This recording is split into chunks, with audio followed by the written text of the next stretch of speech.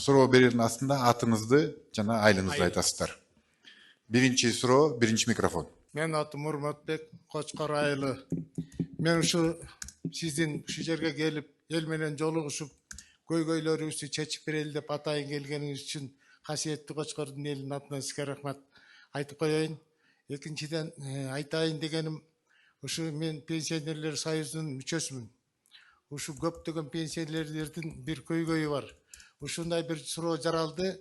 Базовый курсту ушу 3500 сомдон 6,5 сомго көтөрүп берсеңиз деген бир ушундай бир сунушубуз бар.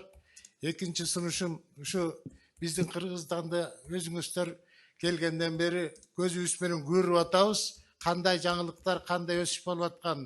Муну баарын айтканга деле убакыттын кереги жокко. Анан рахмат ошон үчүн. Ошол ушулардын үзүрүн көрүш үчүн бул кыргыз эли өзү таланттуу эл. Ушу жаштарыбыз таланттуу. Ошол таланттуу жаштарыбызды бүт республикадан социалдык акыбалына карабай туруп, ушу чет мамлекеттеги жанагы алдыңкы Гарвард деген мындай чоң окуу жайлардан билим алдырып, ушу келечекте иштеп бере турган кадрларыбызды даярдаганга ушундай бир ой жаралып атат. Ушуну сиздерден сунуш катары айтып кетер элем. Анан болгон сунушум ушул. Рахмат, мен башка көйгөйүм жок, көңүл бурганыңыз үчүн. Рахмат, Урматбек Аксакал. Биринчи пенсионерлер союзунун көйгөйү бар деп атасыз. Базовыйды 3,5-дан 6.000ге көтөрүп берүү боюнча деп. Пенсия мүмкүнбү, мүмкүн эмеспи? Айтсаңыз. Микрофонго чыгыңыз, бериңиз микрофонду. Мүмкүн болсо проблема жок. Эгерде жок, мүмкүн эмес азырынча десеңиздер, анда кыйнамай жок. Пенсиянын базалык көлү 3170 сом, бардыгына бирдей берилет. Ал эми 6,5 чыгарыш үчүн бул республикалык бюджеттен каржыланыш керек. Социалдык фонд каражат, пенсиялык фонд каражат албай калат. Ошондуктан бюджеттин мүмкүнчүлүгүнө караш керек. Бюджеттин мүмкүнчүлүгүнө карайт экенбиз да, аны эсептеп чыккыла, анда Минфин менен биргелешип. Минфин барбы? Мен ушул 10.000 сомго чейинки пенсионерлердин көтөрүп койсо деген ой болчу да. Эми Урматбек Аксакал, менин колуман келсе пенсионерлерге деле бир 50.000 берип койгон бар да. Бирок ойлогон ойду кыстаган турмуш жеңет дейт. Бюджетке алуубузга жараша карайбыз да, чөнтөгүбүзгө жараша. Рахмат, эми карысы бар, нурусу бар дейт. Мына Баарыбыз пенсионер болобуз да. Мурда 700 сом алчусуңар, эң минималдуу пенсия деп 700дөн чыгып алып эле 5 жыл, 10 жыл ошондон. Биз дароо келдик дагы 7.000ден кем болбосун деп көтөрдүк. Азыр ал планка дагы көтөрүлдү болуш керек эле. 8 канча болуш керек эле? Минимальный пенсия канча болду эле? Азыр бүгүнкү күнгө канча? 8100. Мына 8100 болду. Дагы көтөрөбүз. Эмдиги жылы дагы көтөрөбүз буюрса. Туура айтасыз. Дүйнөлүк кымбатчылыкка карап гана айтылып аткан сөз да болбосо чыкпайт элек. Түшүнүп турабыз. Ал эми баягы балдарды болсо баягы Гарвард университетине, тияк бияк университетине жөнөтсөк болот эле деп атпайсыздарбы? Биз 100гө жакын балага, Үмүт булагы деп $50.000 баштап $100.000 чейин окуусун төлөп берип атабыз. Анан суранып атабыз, силер кайра келгенде бизге иштеп бергиле деп. Андан сырткары билесиңер, Акылман деген президенттик лицей ачып Чолпон Атада. Бүт республикадан балдарды топтоп 300дөй бала, 150-син түштүктөн, 150-син түндүктөн топтоп келип окутуп атабыз. Кабарыңар бар, бул боюнча. Эң кыйын балдарды 7-класстан 11-класска чейин. Ал жерде тааныш билиш, анан кийин ата-энеси мугалим болсо эле киргизип ийиш эмес. Тандашат, мына азырдагы Таласта, анан Жалал-Абадта ачылып атат. Ал жерде да бир 300дөн орун бар. 300дөн 600 орун. 400дүк орундар. 400гө чейин чыгат экен. Мына мен 300дөн ашырбагыла деп айттым эле, мен бюджетти дагы кичине карайлы депчи. Мейли 400дөн болсо деле ал эч эме жок, зыяны жок, пайдасынан башка. Булар биздин ошо келечекте сиз айтып аткан Гарвард университетин бүтүп келеби, башка дүйнөлүк 100гө кирген университетти бүтүп келчү балдар. Абдан таланттуу балдар, жана вундеркиндтер деп коебузбу мына. Ошондой балдарды топтоп алып окутуп атабыз. Аяка миллиарддарды кетирип атабыз. Анан жөн эле баягы окутуп мына деп вузду бүтүп келгенден кийин баягы обычный эле адамдардай бун 30 жыл ушундай болдук да мисалы. Бүтүп келет, бир эмес 2 диплому бар, бирок жумуш таппайт. Жумуш бош орун жок деп эле албай коет да. Туурабы же туура эмеспи? Туура. Эми ушул балдарды биз мамлекеттин эсебинен ушунча миллиарддаган каражатты, ушунча 15-20 жыл убакытыбызды коротуп аткандан кийин деп мыйзамда кабыл алып койгонбуз. Мыйзам былтыр күчүнө кирип, мен кол коюп, атайы кабыл алып, мыйзамды да зыңкыйтып коюп койдук. Ушулар барып бүтүрүп, вузду бүтүрүп келгенден кийин. Ал не только Гарвард эмес, биздин Бишкектин ичиндеги эле университеттерди бүтүргөндөн кийин биздин мамлекеттик кызматка кайсыл специалист менен бүтүрсө, ошол специалист менен токтоосуз жумушка алат деп мыйзам киргизип койдук. токтоосуз мыйзам ушинтип кадрды биз мына алдыда келе жаткан 50 жылда гана кадр жаңылап бүтөбүз да. Рахмат. Буга чейин 30 жыл билесиз, жалаң тааныш билиш, $1000 берсең, $10.000, $100.000 берсең аким болчусуң. Ошондой болчу да, азыр андай жок. Аны токтоттук мына жогору жакта. Ылдый жакта дагы деле бар, аким тарабында, айыл өкмөт, анча мынча жерлерде акча ала коймой жактары болуп атат. Но аларды да жетебиз аларга да. Экинчи микрофон. Улуу урматтуу президент Сатыр Нуркожоевич, мен Жаңысбой энемин, инвалид кызым бар. Ошого ГИКтен үй алайын десем, соттун Атыңызды айтыңыз. чечими керек болуп атат. Атыңызды. Сапкын бүбү Туз айылынан. Мен кызыма ушу үй ала албай атам. Ушу жагын чечип бериңизди суранабыз. Каякта турасыз? Ушу Кочкордобу же Туста Бишкекте? турабыз, Туста. Кочкордон алсакпы деген оюбуз бар. Бүтүп аткан үйлөрдөн деппи? Кезекке турдуңуздар беле? Жок, ошо кезекке туралы десек, соттун чечими опекунствого керек экен. Анан мага опекунство бербей атышат.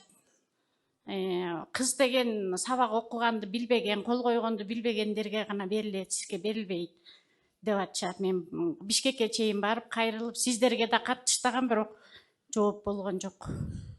Мамлекеттик ипотекалык компания менен биргеликте карап көргүлө, мыйзам боюнча берсе болобу. Камкорчу менмин, өзүм эле төлөйм. Сот причем?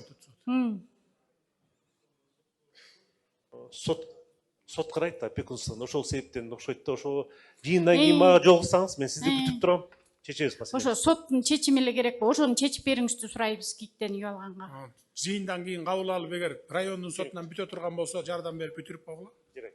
Силердин колуңарда болсо. Рахмат. Үчүнчү микрофон. Алейким, Садыр Нуркожоевич. Мен Теңдик айылынан келдим. Фамилиям Шаршанбаев Акмат. Жашым 92-де. Sizde bir iki ötülüşüm var. Birinci özüm tuğralı. Men 1951 yıldan 1969 yıla çeyin Uran Oyurudnik'te şaktör bolup işlep 69 yılı javılıp kalıp ayılıma gelip bir 100 somduk ele jumuşta işlep jürüp anan ispesik nomur adım menen pensiyaga çıkkam 50 yaşımda. Oşol şaktıda işlegen akşamdı 15 yıl ötüp ketiptir. Bul hazır jaraksız bolup kaldı da öyle kiyinki akça menen pensiyaga çıkıp kalgam. Anda sayız bar bolçu. Oşonu menen sayız taragandan keyin dele Sospondko barsam siz tuğra çıkıpsız. Gelbeyle koyunuz deyt. Anan uşu 5-10 yılda bir barıp sam dele takır öz görülbey koydu. Uşul pensiyamdı göbeytip koyboysuzpu. Uşul eskide yaşım kaldı. Uranın uyurudun işlegen mende kişiler ekö bolsa büröbüm, bürö bolsa jalgısmın. Uşul soran için. 92'ye çıktın dediniz mi? 92'demin bu yıl. Kança pensiya alasız hazır bugün kolunuzda? 22 bin alam. 40 yıl oldu pensiyaga çıkkan. Anam barsam ele uşun dedi, özümüz, anan bilesiz, Karaganda darını göğüçet eken biz anan kişine dağındı tamak içip duruş gereken de. Anan yaşlı olsa ayttım özümüzge. Anan şu zakonu ele deyt. Boldu, hazır men taktap surayın, toktoңуз. Siz ayttınız 15 yıl stajımda eseptebey koydu dediniz ya. Yok akçasın. Şu akçasını eseptebey koydu dediniz. O, Ошондой болуш мүмкүн беле? bilbeyim. Жо, бияк жооп берсин азыр. Atan маселеси боюнча эгерде айлык маянасы ошол убакта маалыматтар жок болуп калса архивден алдыртабыз. Эгер архивде да жок болуп кала турган болсо, мыйзамда каралган минималдуу чендеден көрсөтүлгөн айлык акы бар. Ошону эсептейбиз да. Атанын өз маселесин, өзүнүн фамилиясын алып эми делосун ачып алдыртып карабасак, азыр айтышта кыйын болуп атат да, кандай болуп атканынчы. Бирок бизге кайрылса керек. Бир нече кайрылса керек, анткени деген 2-3 жолу кайрылып маселени караган окшойбуз да. Делосу туура эле болгон. Макул, силер көтөрүп карап көргүлө архивин. Балким бул киши айткандай акыркы иштеген 15 жылдыкын эсептебей туруп анан жөнүнө баягы чыгарып койгонуңар мурунку баягы СССР мезгилиндегисин эсептебей чыгарып койду деп атпайбы? O akşamda koşkon yok şartlar. Ошону карап көргүлө. Эгер чындап эле ошондой болсо, ордуна келтиргиле мыйзамды. Мыйзамдуу кылып туруп эсептеп бергиле дагы, колуна бергиле. Анан аксакалды телефон берип туруп мага алып кел, сизге жакшы тамак ичип турганга мен жардам берейин.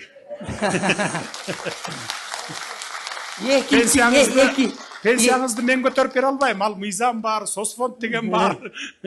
Эми кичине уранга аскандайын 90-дон ашкан Болду, кишиге болду, кичине келиңиz мага. сыйлап койсо дейм да. Эртең бирси күнү келиңиz. Анан экинчи көйгөйүм элдин атынан бул Кочкордо бир эле завод бар. Тиги сүттү алган. Анан сыр чыгарган. Ушул бала жакшы мында өнүк албай атат да, биз айылдын сүттөрүн толук ала албай атат. Ушул аксакалдардын атынан ушуга бир жардам берип койсоңуз деп суранып атам. Болду, башка суроом жок. Рахмат, жазып алдык. 4-чү микрофон. Мен селхоз могу сүт иштеткен балага карап көргүлөчү, эмне жардам керек экен сурап, тактап көргүлө. Я. Карап көргүлө, карап көрүп эмне жардам керек экен жазып алыңыз, айтасыз. 4-чү микрофон. Производствого биз жардам беришибиз керек да. Мен Тентимишев Айдар Кумдө айылынын тургуну Кочкор району. Менин айрылуум себеби Садыр Нургаевич, бул бизде суу биздин Кумдө айылында суу жетпей тартыш. Анан тоодон келет. Ушул сууну күндү эме сууну карап турабыз. Эми ошол жерде кичинекей суунун башына быдыр куруп берсеңиз, кичерээк өзү даяр эле мындай. Ошо быдыр куруп берсеңиз, ошо жакшы болот эле. Анан кайсыл айылга экен? Кумдө айыл өкмөтүнө барбы ушунун ичинде? Убакытты албай эле дароо жок. Кумдө айыл өкмөтүндө Жокпу? 106 БСР будердин ичинде жокпу? Кичинекей айылда айтып атабы? Ну жазып алып көргүлө, эгерде керек болсо аяка да салалы. Кумдө айыл өкмөтүндө кыштын күнү 15 километрге суу агып атат. Мындай ошол тосуп койсо, жаздын күнү биздин суубуз тиги тоодон суу келсе даяр болот эле. Экинчи суроом, мен ошол айылда Кумдө айыл өкмөтүндө законсуз менчиктеп кеткен гараж, мектептин орду, клубтун ордулары бар. Ошону эми сот жүрүп атат, төргө жүрүп атат, ошого көзөмөлдөп берсеңиз. Анан үчүнчү суроом, биз эми бул талаачылык болгондон кийин бизге комбайн жетишпей атат. Садыр Нургаевич, ушу жардам атайын өтүнүп суранычым, бир комбайн берип кетесизби? Бир 2 комбайн. Же ушул өз жеке суроом ушул. Жок, күлкү эмес. Айыл болсо өз анан комбайн жетпей атса алып бериш керек да. Биз алып берип атабыз го лизингке баарын. Жок, 2 комбайн алгам мындан 2 жыл мурун. Бирок биздин жетишпейди. айылыбыз 6 айыл. Анан ушу Кочкордун Орманкан айылынан кийин эле элибиз көп айыл өкмөт. Айыл. Карагыла, жазып алгыла дагы алып бергиле комбайн керек болсо. Урматтуу Садыр Нургожоевич, былтыр бул айыл өкмөткө 2 комбайн алганбыз. Мына быйыл дагы Теңиртоо өнүктүрүү. Не комбайн алдыңар эле? Кайсы марка? Нива, анан Палас деген 2. Чоң Ниваны, жанагы кукуруза уборочныйды алганбыз. Ал жерде эми быйылкы жылы дагы 4 техника алган жатабыз. Мынакей танар алабыз, дагы грейдер алабыз, фронтальный погрузчик. Алгыла. Дагы 2 комбайн керек деп атса, аны да изучать этип көргүлө. Аким айыл өкмөт менен биргеликте керек болсо, анда заявка бергиле, алып берели. Макул. 1-чи микрофон. Садыр Нургожоевич, саламатсызбы? Мен Бишкек шаарынан келдим. Аламидин районуна караштуу Чүй областынын Аламидин районуна караштуу 5 паркоя 5 бир квартирада үйүм бар эле. Ошол үйүмдү неме Абайтушун банкынан 2016 жылы 125 000 сом алганбыз. Атыңызды айткан жоксуз. Досова Минабаркан Мамытовна. Кайсы банктан дейсиз? Байтушун банкынан. Байтушун банкынан алганыбыздан кийин биз аны алдыгын деген төлөп бүткөнүбүздөн кийин 40 000 сомду мойнубузга илип туруп эле бизге эскертүү бербей туруп эле сатып берген. Азыр тергөө жүрүп 17 кишини кылмыш иши менен козгогон. Ал кылмыш ишин козгоп туруп 17 кишини неме кыскартып туруп, аларды күбө кылып, Асылбашев Азамат Мелисбековичке күбө кылып неме кылып койду да, күбө кылып койду. Ошондо немени токтомду кыскартып туруп, Жеңишев Жанарбек деген токтомду кыскартып туруп, 8-чи токтомдун ичине киргизип салды. Азыр бир эле кишинин үстүнөн неме Асылбашев Азаматты неме Мелисбековичтин үстүнөн гана иш козголуп атат. Аны да карап жатканы 245-чи менен эле карап атат. 2-чи бөлүк менен элечи.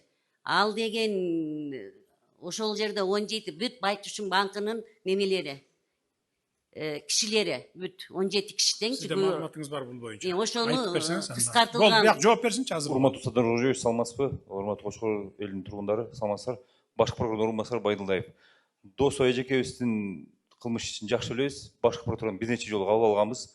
175 миң сом боюнча туура убагында кредит алып, үйдүн өтө төмөн баада өлчөп баалап коюшкан. Андан үй банкка өтүп кеткен. Бул маселе боюнча көзөмөл алганбыз Садыр Кожоевич. Анан бул анча мынча жарандык маселелер бар да. Дагы кошумча көтөрүп көрөлү, кабыл алалы. Тергөөнү РОУД терген, кийин улуттук коопсуздук мамилет кызматына да бергенбиз да. Эженин көтүштөр барын канааттандырып келип То атабыз. есть залогко койгондо арзан баалап алып Арзан баалап койгондон коюшкан. бул бияк төгө албай калгандан кийин алып коюшкан. ошол багы. Жарандык тартипте сотто Өзү каралып негизи жатат. банк ошентип төмөн баалайт. Кредит аларда бекер акчадай көрүп ала бербегиле. Кредиттин өзүн актай албай каласыңар, процентин даже. Кымбат алсаңар. Ошон үчүн акчаларда ойлонуш керек да. Жардам бергиле, эжеге жардам берип, көтөрөбүз маселени. ошол айырмасын алып бергиле деп. Азыр мен бул жерде менин көйгөйүм неме кыскартылган токтом бар. 8-чи томдун ичине кыскартып туруп киргизип койгон. Ошол токтомду артка тартып туруп кайра тергөө жүргүзүлүш керек. Кабыл алат, жардам берет сизге. Экинчи микрофон. Саралаев Калыйбай, Дөңалыш айылы. Урматтуу президент, мен сизге айтайын деген маселемди 3-чү курултайда дагы, 4-чү курултайда дагы курултайда көтөрүп чыктык эле. Бул Нарын областында улуттук ат оюндарды өткөрө турган ат майдан жоктугуна байланыштуу ошол курултайга дагы көтөрүп бардык эле. Биздин акимибиз да билет, муну губернаторубуз да билет. Бул акимдин дагы, губернатордун дагы колунан келе турган маселе эмес. Ошон үчүн сизге кайрылып атам.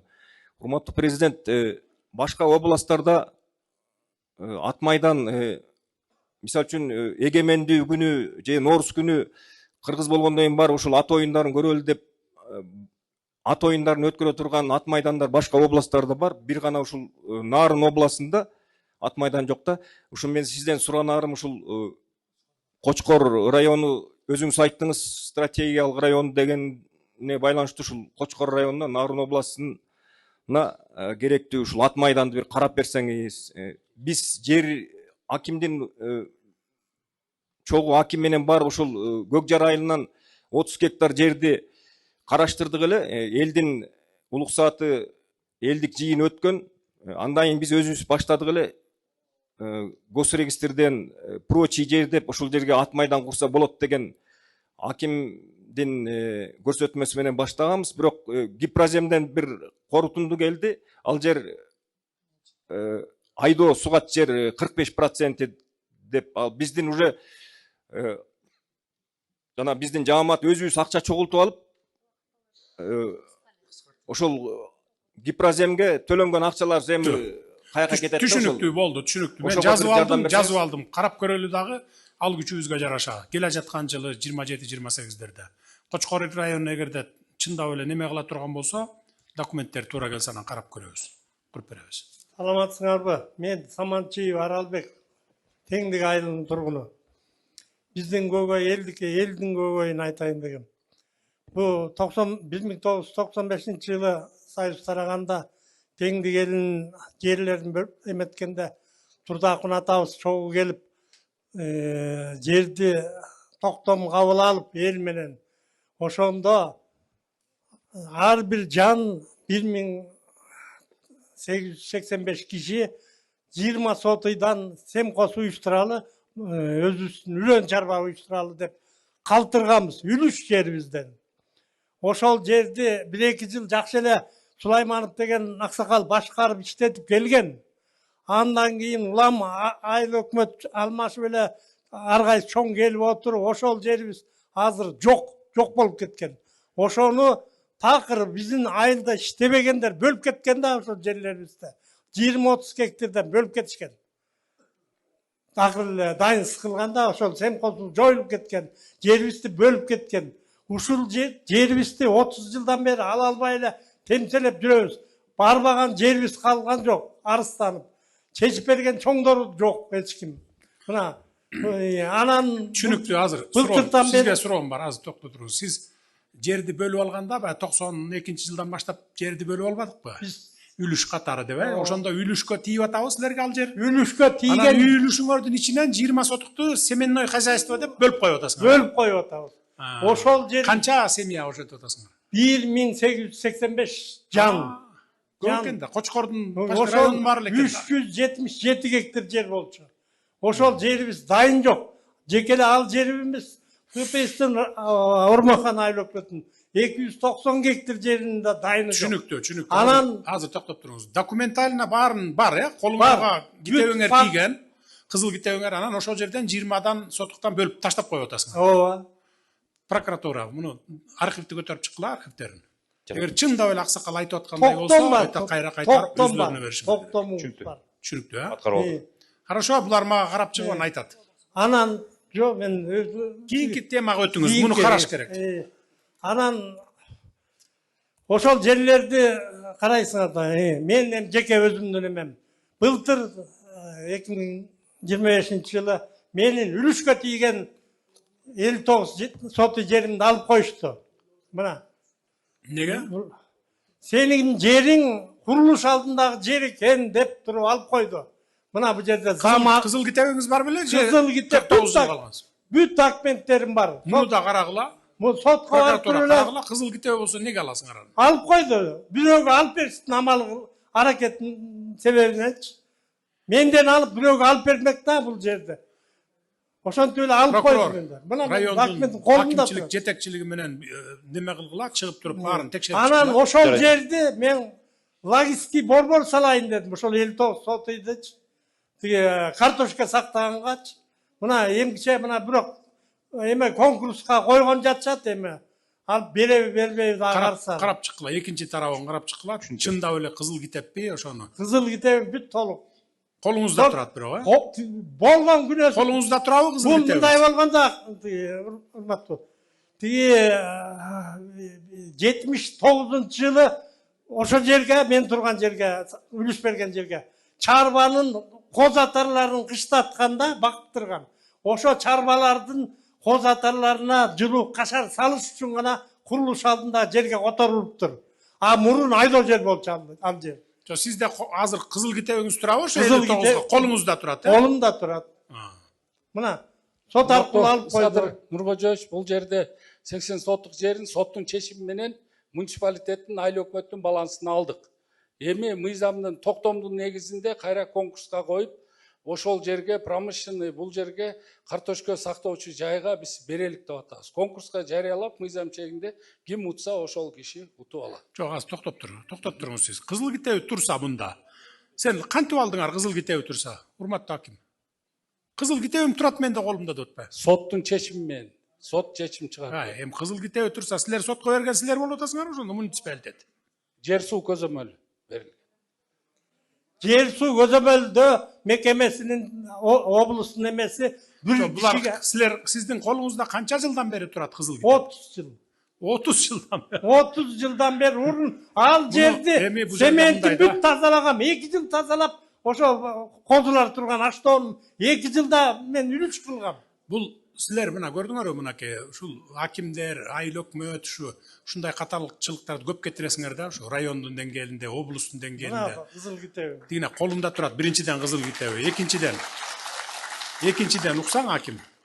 Экинчиден бул киши өзү мен салам деп атпайбы ошол жерге, жана картошка сактаган, диги немеси хранилище салайын, логистика кылайын деп. Өзүнө эле берип койбойсуң. Бербейди, мага бербей, конкурска кой. Долбоорду түздүргүлө, договорду түздүргүлө, долбоорун бергиле, мына момундай кылып сал деп туруп колуна карматып койбойсуңар. Бул силердин жолуңар болсун, туура эмес да, туура эмес кылып атасыңар. Зачем мындай кыласың? Көзөмөлгө алгыла давайте. Көзөмөлгө алгыла дагы булар менен неме кылгыла, текшерип чыккыла баарын. Болду, түшүнүктүү. Мен муну көзөмөлүмө алам, бул сиздин ишиңизде. Жерде ошол адилетсиздик бар экен действительно. Эмки, 4-чү микрофон.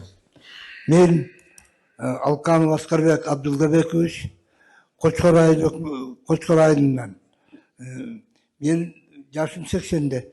Мен айтайын деген көйгөйүм дагы ушу жер маселеси өзүмдүкү. 2002 жылы ошо кездеги аким Тариел Сизгалевич Айтбаев аркылуу арызымдын негизинде Дөңташ участкасынан 2 гектар жер алгам. Ошо жерди Дөңташты элдин баары билет, аяктын баары таш болчу. Ондан ашык ташын терип тазалап, ошо кездеги Актазаровдун каналынан суу келчү. 1-2 жолу арпа айдап неме кылгам, андан кийин эле yerimde olsa 2002 yıldan beri kodu yok kılıp beni Azarkul Yoldaşbek деген uşu жерди maga verdim. O sebepte gosregistr. O sonda kılvandan keyin but tozup suda gelmey kaldı hazır o sol vaktan beri. Kızıl kitebim turat. Bunun yaşlı kitep var. Ondan kızıl kitep. Men tüketip algan. O sonda 24 yıl oldu. Yerimdi vermeye açat. Eşek adet var. Buna bir yerde kadastır turat. Kızıl Koçkaray'ın önlemesinin, gosregistrdin yerine kulu kuvan. Al bolsa yok. Ben demet algan kordu çoğukken tiki buldu beri. O sondan beri yer meselesini çeşme koyuştu. Sotko var deydi. Al sot olsa bilemiz. Koçkaray'ındaki Sarıbayet деген sot bu sırav salıp öte oroy. Yani hiç kaçan eldin köygen çeşme o sot. Ağa gayrıgandan hiç çeki yok. Kızıl kitebin kolunda tursa da kod anan tiki buldu beri. Şurada şu tomunun yerini dinlemetmedi. Ben su yok yeri hazır. Suyun olsa ben yerden çıkarıp al olsa baldarım arkulu bir deme kılıp olsa o katkılayın degen yerimdi. Түшүнүктүү азыр. Yaman kılıp atışat. Жыйналыштан кийин райондун акими кабыл алыңыздагы чечип бериңиz. Чечип бериңиz. Кызыл китеби колунда барларга тийбегиле. Могу жерде мисалы 500 киши отурса 500'dün 490'unda kızıl kitap var. Turabı ilgeri gülüşten algan jeriңер. Анан ушунун баарын эле сотко берип алып атабыз деп сот аркылуу алып алсаңар анда эмне болот анда? Бардак болбойбу? Кызыл китеби колунда барларга тийбегиле. Урмансыз Нургонович, 2002 жылы алыныптыр, бирок каттоодон өтпөптүр биздечи, госрегистрде. Анан өздөштүрүүгө деп алынган кызыл китеп экен. Ал Кыргыз Гипроземдин маалыматы боюнча ал жер суга тайдоо жери болуп турат да. Суга тайдоо жери өздөштүрүүгө берилбейт да. Бирдеке салганга, курулушка берилбейт. Жок, өздөштүрүүгө деп алынган да. Жок, азыр токтоп тур. Эмеден өтпөй калган, ал кимдин күнөөсү? Бул кишинин аксакалдын күнөөсүбү же диге госрегистрдин өзүнүн күнөөсү? 2002 жылы бул кандайча китеп алынган? Бул биз такташыбыз керек экен, потому что колунда кызыл китеп бар экен, чынында элечи. Бирок регистрациядан өтпөптүр да бизде. 2002 жылы деле бир коррупционер берген да ошону жер. Акча алып береби, башка кылып береби? Анан балким ошо атайы каттабай койсо керек, коррупция ачылып калбасын деп.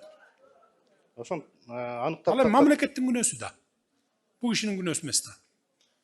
Карагыла, мыйзамдуу жагынан болсо жардам бергиле. Жарайт. Мыйзамдуу жол бербесе айла жок, анда мен да силерди кыйнай албаймын. Карагыла дагы мыйзамдуу жагын чечип бергиле. Только адилеттүү карагыла. Биринчи микрофон. Саламатсызбы, урматтуу Садыр Нуркожоевич. Менин атым Акжолтой, мен Кара Суу айылынан келгем. Мен биринчи группадагы инвалид көз боюнча Бишкек шаарында көз азиздер мектебинде окуп, кичинемден бери Бишкек шаарында чоңойгом. Апам экөөбүз акча чогултуп, пенсия пособиябызды 1 миллион кылганбыз да. Анан ГИКтен үй алайлык деп ошо ГИКке барсак, ГИКте өзүңөрдүн ошо районуңардан аласыңар да, Кочкор районунанчы. Мага ошо Бишкектен үй алыш керек болуп жатты эле да.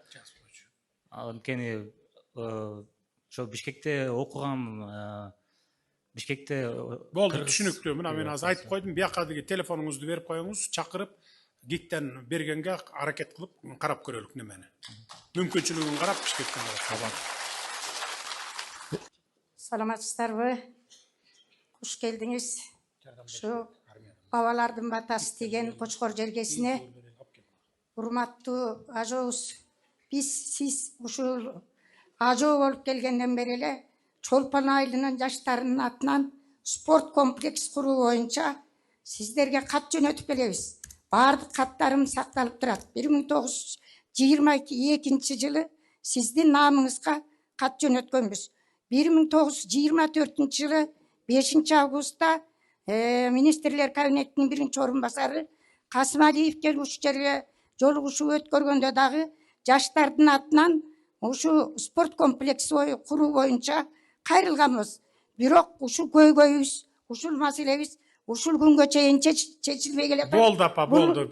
Мен эми чечип берейин болду. Ушуну өзүңүздүн көзөмөлүңүзгө алып, келаткан жылга киргизгиле, 27-ге киргизип салып берели болду. Ушу чоң апа чыгып алып, ушинтип микрофондон суранып атканда сүйүп чоң рахмат садаган кетейин, эл журтубузда тынччылык болсун. Болду, салып беребиз. Жарайт. Буга чейин эми 21-22-ден бери кайрылып келтам деп атасыз. Бизде деле көрүп атпайсызбы мамлекеттин акыбалын? Араң мына эми бутубузга туруп келатабыз. Ошон үчүн эмки келерки жылы салып берели. Ким? Нурдан мырза көзөмөлгө алып, немеге киргизиңиз спорт комплекс Чолпон айылына. 4-cü mikrofon. Саламатсыздарбы Кочкор эл тургундары, саламатсызбы Садыр Нуралжоевич. Урматтуу Садыр, бияктамын мен. Айтыңыз. Жанагы эле сиз айткан көйгөйдө сизге аябай рахмат. Эл менен жол Кочкор элине жолугушканыңызга. Мына президентибиз кызыл китебим, жашыл китебим, андан кийин келишим түзүп, ушул жерди өздөштүрүп, жер кылсаң бир талааны, мусорду менчикке чыгарабыз деп келишимде турат. Менчик акты алып, анан бүтсөм, мына бир жердеги акимибиз келип жаллап аттык. Баягы сыностун жанагы төлөтүүчү билемелерин айынан эле жеримди алып, жана мектеп салынып атпайбы? Келесиз, ачасыз. Ошол мектептин ордуна деп мен жеримди автобаза болчу да, ошонун ээлери бербей атат, ошо сенин жериңди сурап атат, бер деп заставить этишти. Андан айла кеткенде бул кыйын кишилер, күчтүү кишилер дегенде эми мага башка жер бергиле десем, беребиз деп. Ошол 70 сотый болсо 40-ын ага бер, 40 мектепке салганга алып атабыз.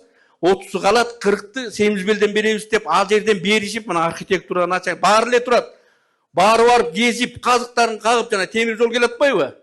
Ошол жерден үйү бузулганы бар экен, кафеси бузулган, 7-8 кишиге бөлүп берген. Мен тоодо мал бакчымын. Баарына ишенип кайра келсем эле, алда жер жок, буда жер жок. Башка кишиге кызыл китеп чыгарып 40 сотыйм да. Берип коюп, мени мыйзамсыз каттоодо жок деп гана коюшту да. Ана мен сотко бердим, сотко берип мына. Азыр токтоңуз. Сизге ошондо 40 сотуңузду обещать этип туруп бербей коюп атышабы? Бербей, мына турат, чийилип бүтүп туруп, документтери төлөнүп, чийилип бүт туруп, анан отказ кылып коюп атат. Биз ушундайбы, аким? Жок, бул кызыл китеби катталбай калган кадастрда. Кадастрдан караганда кызыл китеби бош болуп чыккан баягы жери. Анан кийин ал жерди бирөөгө берип, ал жер баягы Арабаев мектептин курулушуна бирөөдүн жерин экөөнү алмаштырган да. Анан бизге кайрылганда биз 20 соттук жерди азыр райондук комиссия чечип бердик. Чечип бердиңерби ошондо? Жок. Азыр токтоп турула. Бул киши кызыл китеби турат колунда. Силер катталбай калган деп атасыңар. Эмне? Бул киши жасап алганбы же тигил жанагы ошол кадастр жанагындай коррупциялык жол менен бергенби? Урмат, ошол кадастрда ошондой болгондо коррупциялык жол менен кызыл китеп берип урматтуу президент, көрүп коюңуз. Прокуратура ушул эле прокуратура катталып турат деп бергени бар. Өз көзүңүз менен көрбөсөңүз, булар соттон да ыргытып коюп атышат, жазап атышат сотто. Көрсөтүп коюңузчу. Каттоодо турат деп мына прокуратураныкы соттон кийин алдым. Көзүңүз көрсөңүз, булар биякта бүт бары мен билбейм. Алып келме. Катталып да турат ал. Мына көрсөңүр. Акимчилик болсо, ал жер бош экен билбей иштейт. 22-жылы булар мына узартсаң, кызыл китеп алсаң, администрация кагаздар бүт турат, бирок соттон адвокатын биринчи соттон утканбыз. Президент, экинчи соттон ушул кагаздарын бүт алып, адвокатын да барбай калып, утулуп калып, жогорку сотко адвокатын барбай утулуп, бул кагаздардын баары жок экен. Кайра сот бүткөндөн 25-жылы мына Осмон бияка арыз жазсам бүт чыгып атат мына. Баары бар ар жанында. Жаңы жагдай.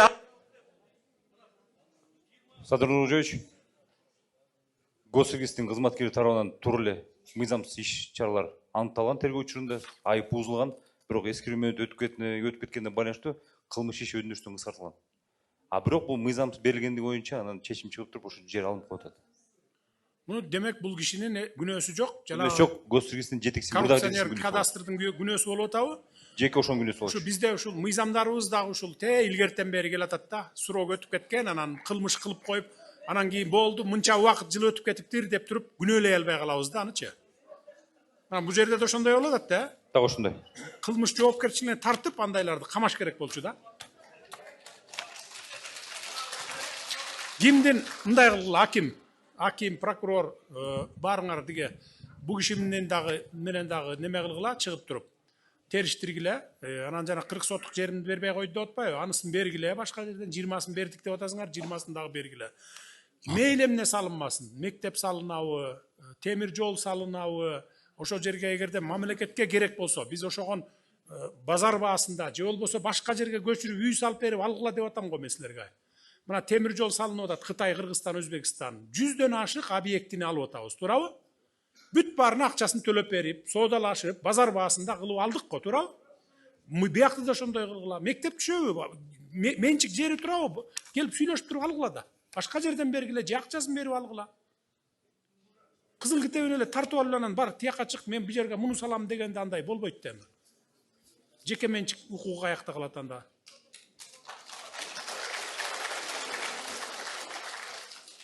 Рахмат, чечилет Болду, сиздин азыр суроңуз. мына аким чечип берет. Муну да мен жазып алдым сиздикин дагы.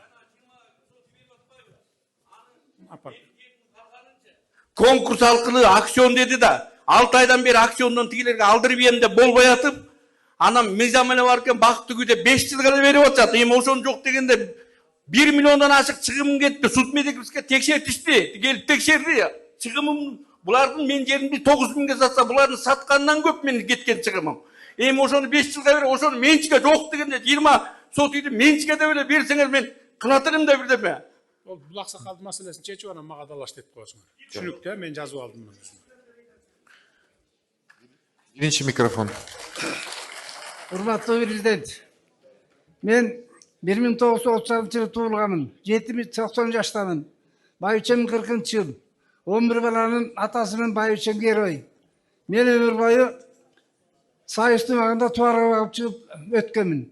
Атыңызды айтыңыз. Ооба, Керим Кулукбатбек.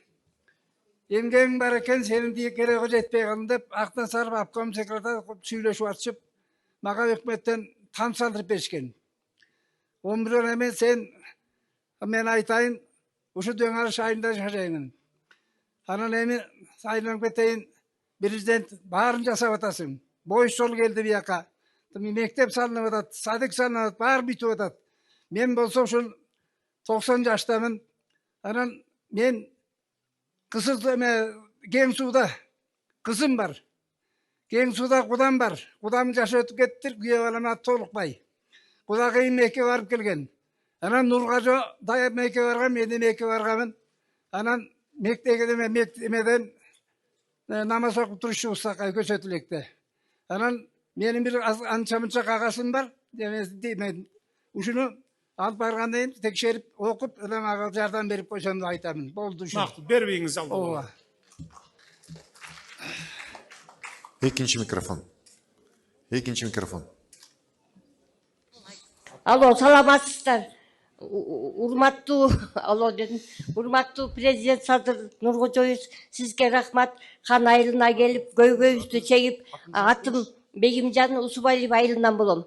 Өз көйгөйүм эмес, энем Эсентаева Салкын 62-жылы сельхозтехникада айылда жашасаң техниканы башкара бил деп жаш келиндерден 15 келинден кызыл жолуктар бригадасын тоскон. Өзү Ленин ордендүү, Октябрь революциясы кызыл туу, Паша Ангелинанын сыйлыгынын ээси, мээримдүү Кыргыз Республикасынын айымы, персональный пенсионер. Анан былтыр каза болуп калды. Анан үй салып беребиз деп экеле комнатта турам. Мен өзүмдүн 4 балам, өзүм менен 5, энем менен жашадым. Бир да жерибиз жок. Баламдын дагы 4 баламдын, өзүмдүн дагы. Энем үйүндө жашадык. Энемди мураскор кылып, өзүм коюп, энем үйүм мага жазып берип кетти. Анан 1 гектар 20 сотук жер беришкен. Айыл өкмөт 5 өттү го, отурушат 6-7. Эже сиздин эмгегиңиз бар, алып айдай бериңиз, кызыл китептин эмне кереги бар деп. Анан Эркинбек Жумакадырович дегенге 55 000 төгүп чеги турат. Бергем. Төгүп тура элгеми законный кылып деп, энем коммунист болчу да.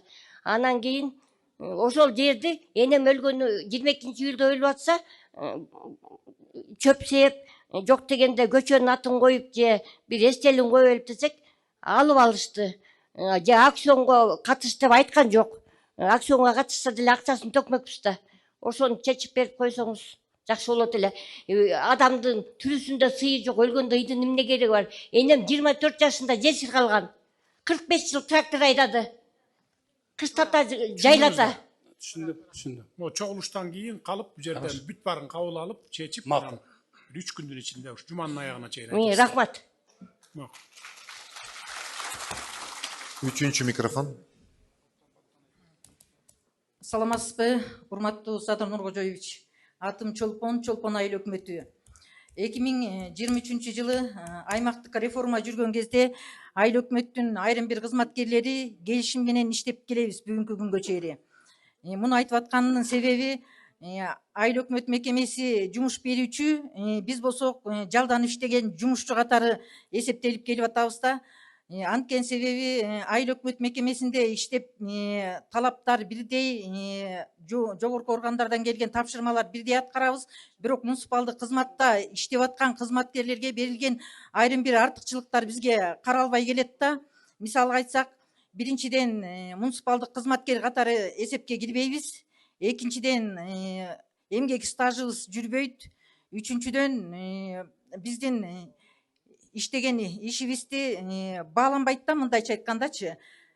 Ошон үчүн биз ушул муниципалдык кызматкер катары статусубузду кайра кайтып берсеңиз деп суранабыз.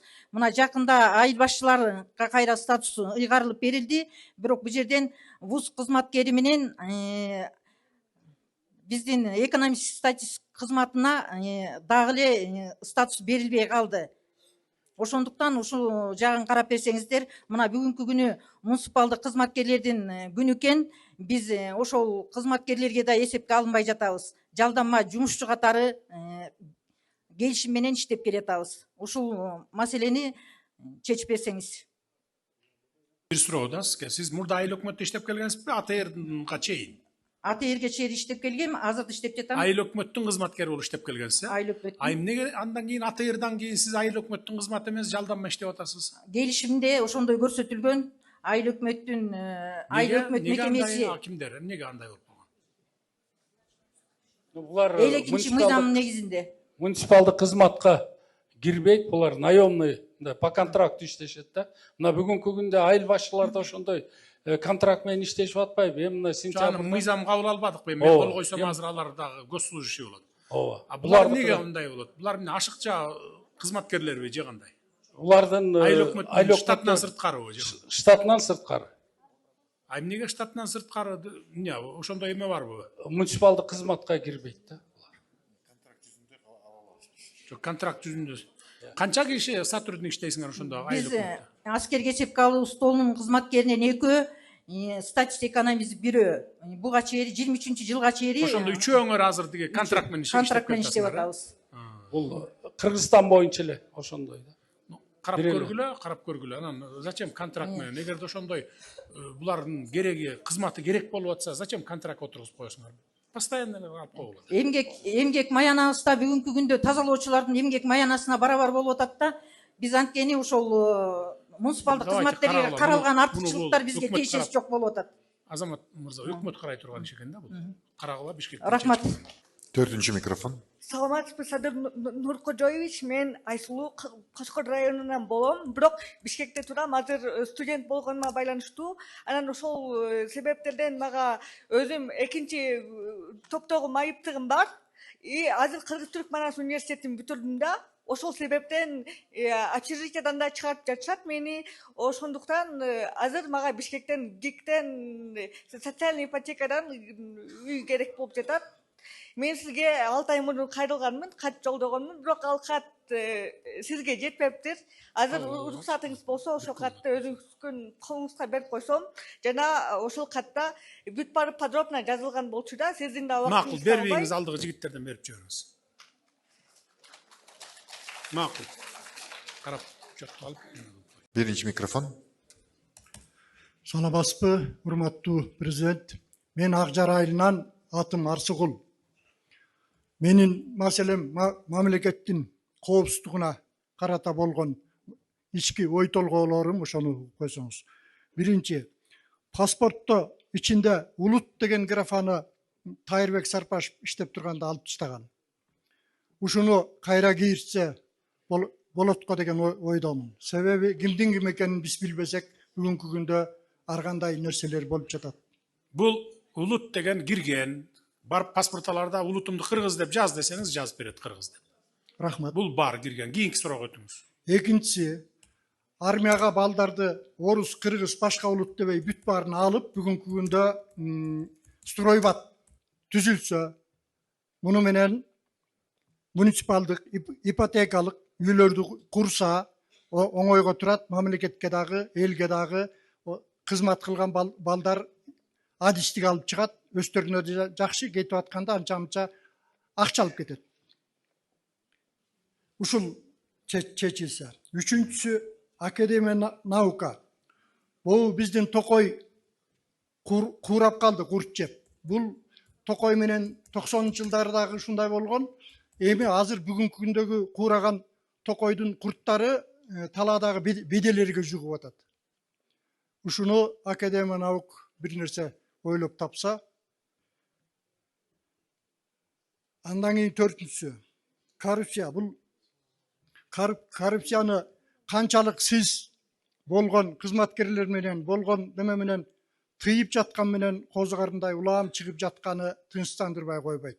Муну бала бакчадан баштабасак туура эмес болчудай болуп турат. Себеби дегенде бала бакчадан мектепке, мектептен окуу жайга, окуу жайдан жумушка кеткенде барганда бүт бардыгы коррупциялашкан, чиелешкен нерсе бүгүнкү күндө да толугу менен чечилет. Себеп дегенде окуу жайды бүткөндө эки дипломдун ээси болуп чыгып атышат балдар. Биринчи адистиги боюнча, экинчи коррупционер деген. Анткени бүт бардыгын тепкичти басып өтүп атышат да. Ушул жакты системаны карап чыкса жакшы болчудай деп ойлоп турам. Үчүнчү, сиздин жанагы айыл аймактарды бириктиргендеги бир буйругуңуз биздин нерседе аткарылбай жатат. Себеп дегенде Кумдөө айыл өкмөтү менен Семизбел айыл өкмөтү бириктирилип, орто жердеги мен жашаган айыл Акжар айылына центри болсун, контор ошол жерде болсун деген маселе кагаз боюнча келди эле, бирок Кумдөөдө ойдон калды. Кумдөөнүн контору бүгүнкү күндө абдан чоң, детсадка ылайыктуу контор болгон 12 гана персонал иштейт. Акжарда болсо контор бар, ФАП, китепкана, почта, спорт комплекс, парк, клуб бардыгы бар. Бул спорт комплекс бардык нерсе паркыбыздан бери бул областта жок. Биздин айылдагы бар нерсе Нарын областында жок. Ушуну чечилеби карап койсоңуз. Абдан мындай бир маанилүү маселелерди көтөрдүңүз. Чындыгында паспорттар боюнча айттым, мен 21-жылы эле муну чечкенмин. Азыркыга чейин мына паспорт алам дегендерге улутун жаздырып алсаңар, ал өзүңөрдүн эркиңер. Жаздырбай койсоңор да өзүңөрдүн эркиңер. Жаз десеңер, милдеттүү түрдө жазып берет паспорт берген жер. Туурабы же туура эмес айтып атам? Жазып берет бул боюнча. Армияга баарын бирдей алуу боюнча муну биз дагы ойлонуштуруп атабыз. Академия наука тапшырмалар берилген. Мына Минсельхоз олтурат. Биз экөөбүз көптөн бери сүйлөшүп келатабыз. Быйыл октябрдан баштап жана жайлоолорго урук чачуу боюнча иштерди алып барабыз. Анан азыр бир американский самолет дедимби, Өзбекстанда дары чачып иштейт экен. Ошону жалдап чакырып алып келип атабыз. Дары чачуу боюнча токойлорго, жайыттарга, шаардын ичине дегендей баягы куурап аткан жерлерге. Жанагындай сарняк деп коебуз го, ошолорду жок кылуу боюнча, ушул боюнча, бул боюнча иштер алып барылып атат. Коррупцияны айта берип тажадык. Коррупцияны эми жок кылышыбыз керек. Аны ар бириңер күрөшүшүңөр керек. Ар бириңер. Эгерде унчукпай көрмөксөң болуп отура берсеңер, жалгыз менин колуман эч нерсе келбейт. Ошон үчүн ар бириңер. Так, АТР боюнча биз муну карап көрөлүк, неме болот. Экинчи микрофон. Саламатсызбы, урматтуу Садыр Нуркожоевич. Менин атым Саламат. Салем асыл тукум чарбасынын жетекчиси болом. Салем асыл тукум чарбасы 1997 жылы мен атам раматылык түзүп кеткен. Ошо атамдын ишин бүгүнкү күнгө чейин алып барып атам. Салем асыл тукум чарбасында бүгүнкү күнү 76 баш Абердин ангус породасындагы уй бар. 40 баш орус таскак жылкысы бар. Салем асыл тукум чарбасы Кумдөө айыл өкмөтүнүн Ак Булуң участкасынан ижарага жер алганбыз. Ошо 97 жылы Салем асыл тукум чарбасын түзүп. Ошо асыл тукум чарбада бүгүн сотко берип, жеке кызыкчылыктар үчүн ошо сотко берип атышат да. Жер суу көзөмөлдөө кызматы аркылуу сотко берип, мен ижарага эле менчиктеп алган эмеспиз жерди. Ижарага налогун төлөп, ал жерге суунун барышы дагы оор, 7 километр жерди жыл сайын арык тазалап. Азыр токто, анын баарын айтып отура бербе, мен суроо берейин сага. 50 уй кармайм деп атасыңбы? Асыл 76. 76, Канча гектар жерди ээлеп турасың? 75 гектар жери таза айдоо жер, 5 гектар алмабак. Негизи 82 гектар деп картада жүрөт, бирок 7 гектар таш айдаганга мүмкүнчүлүгү жок да. 75 уюңду ошол жанакы 50 гектардын чөбү менен багып атасың ошондо? Ооба. Туар уйбу, саам сүт берген уйлар. Эт багытындагы уйлар. Азыр эми сен ошол 49 жыл калган жерден чыгарабыз деп атабы ошондо? Жеке кызыкчылыктар болот да, себеби ошол жерде сарайдын ордубары болчу, бузулган. Ошол жерди бир адам менчиктештирип алып, Азыр срогуң барбы? Канча жылың калды? 49 жылдын. Сотко берилген, сотто Жок, азыр. канча жылың сотко берген? Сен канча жыл 49 жылгансың, канча жылдан бери кармап отурасың? Канчасы калды ошо? 97-жылдан бери. 97, ошондо канча 30 жылы бүтүп атабы? 30 жыл өтөт. Дагы 19 жылың бар, э? Андан тышкары 40 жылкы бар да, асыл тукум. Түшүнүктүү, түшүнүктүү. Так, аким баякыдай эле кылып атыпсыңар да, ошондой эле бир. Бул боюнча жергиликтүү суу чарба менен бердире коюп соткандай. Могуга тийбегиле биз мал бактыра албай атабыз го, дыйканчылыкты өстүрө албай атабыз, чарбачылыкты өстүрө албай атабыз. Анан асыл тукум уй багып атса, силер анын баарын жерин тартып алам деп атасыңар. Кайра колдоп атпайбыз, бай. 6% кредиттерди берип атпайбыз буларга, өстүргүлө эмес ага деп мындай. Сүт берип атса, чындап эле эгерде ошондой болгон болсо. Чын айтып атасыңбы, калп айткан жоксуңбу? Бүгүн ошол жерге суунун проблема барышы оор да. Азыр доктор, акимден сурайынчы, барбы ошо чындап эле багабы бул? Бар. Бар болсо вообще тийбегиле. Кайра чуркап барып буга жардам бергиле. Санап эмме бул арендага атасы алганда, бирок жергиликтүү эл дагы сотко берип атат да. Ошон үчүн ой, атасы алабы, баласы алабы? Атасы баласы атасыныкын узартып келаткан турбайбы? Туурабы? Туура түшүндүңбү? Мына эл билет, калк билет. Мындайда биз айыл чарбачылык менен, мал чарбачылыгы менен жашап атпайбызбы? Туурабы? Өстүрө албай атабыз да. Ошолорго жардам бериш үчүн биз кредит, льготный кредиттерди берип атпайбызбы? 6% менен, ай. А силер кайра наоборот буган жардам бергендин ордуна буган жардам берип 75-ңди 150 баш кыл деп жардам бербейсиңерби? Кайра наоборот. Мына сага деп 6% менен кредит берип дагы. Садыр Нуркожоевич, бул жерде эл да каршы болуп, жерди алышыбыз керек деп ушундай туруп атат да айылдын эли. Эми ал туура эмес эми. Ошол элди жон койсоң жерди алат да талап алып турган бир времянкаларды салып отуруп алат да. А бул жерде бул асыл тукум мал багып атса, мамлекетке, элге пайда келип атса, ошонун сүтүн алыптан сен сүт переработка кылган жерге сатып атасың да заводторго, туурабы? Эт. Малдын асылдуулугу боюнча.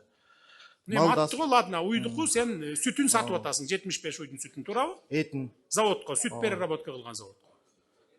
Эт багытында ойлар. Ну, эт багытындагысын дагы базарга берип атат да. Элге пайдабы, же пайда эмеспи?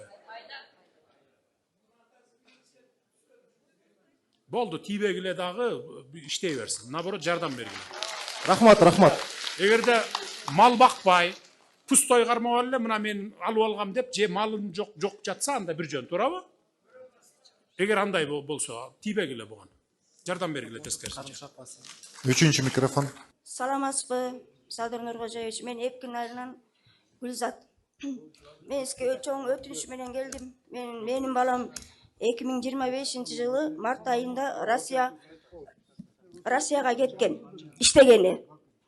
Анан жакшы эле иштеп келип аткан. Анан бул 2026-жылы 4-июндан баштап айланыша албай калганбыз. А көрсө ошол жерден Абетке кетип бараткан жеринен полициялар кармап алып Сахарова алып кетиптир. 2:30. Анан биз ошол бойдон байланыша албай такыр. Чогуу иштешкен балдар менен сүйлөшүп, эмесек аларды көргөн жокпуз дейт, ушу магазинге чыгып кеткен бойдон келбей калды деп. Санам санга бөлүнүп, каяка кайрыларымды билбей аткам. Анан бүгүн эртең менен Кудай жалгап, Аллага чек шүгүрлөр болсун. Эртең менен чогуу Сахаровада кечинде чыгыптыр ал бала. Анан менин номурумду бериптир балам. Ошол Зайнидин деген бала экен. Ошол чалып, эже сиздин балаңыз Сахаровада 20 күндөн бери отурат. Эме президентке кайрылып, каяка кайрылып балаңызды чыгарыңыз деп эртең менен саат 10-до чалды, бүгүн эртең менен.